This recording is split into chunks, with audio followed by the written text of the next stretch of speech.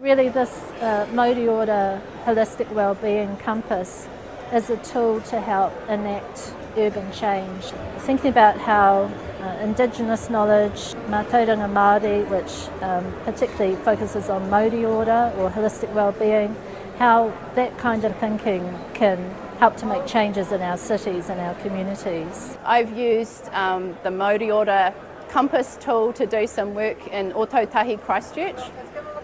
Used the tool in partnership with an organisation called Life in Vacant Spaces. Life in Vacant Spaces is an organisation that gets some of those spaces in the city of Ōtautahi, Christchurch that were vacant after the earthquakes, and they put in really interesting projects, but they don't do those projects themselves. They match up artists and entrepreneurs and different organisations that want to do something interesting in the city. We often call those urban activations. So Life in Vacant Spaces has been doing this now for 10 years, and we worked with them to do a little booklet on that.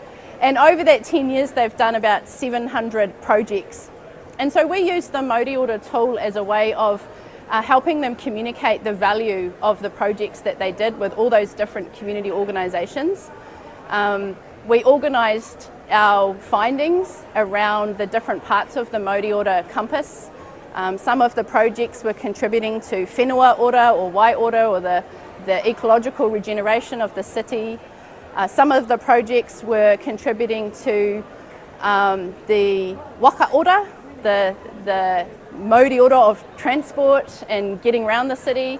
Other projects contributed to hapori ora, or the community wellbeing in the city. So we tried to use that Mauri Ora tool as a way of organising our findings and organising the way that Life in Vacant Spaces might communicate the value of what they did for the wellbeing of the city of Ōtautahi, Christchurch.